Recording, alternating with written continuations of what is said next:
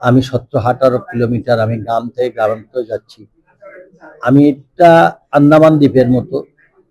এখানে যে ধরনের বিগত দিনে আমি জানি না, আমি শুনলাম উন্নয়নের মহাসড়কে বাংলাদেশ উঠেছে।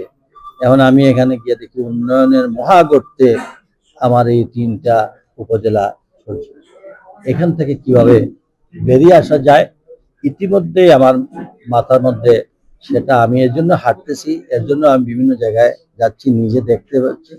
আমার বিশ্বাস জনগণের যে সহযোগিতা সেটা যদি থাকে আর আমি নির্বাচিত হই, আমি আগেই বলছি আমি তাদের বিগত সিটি কর্পোরেশনের মেয়র হিসাবেও যখন আমি যাই তখন ওনারা জনতা গোয়েন্দার থেকে কোম্পানিগঞ্জ থেকে এসে তাদের আত্মীয় স্বজনের কাছে আমার জন্য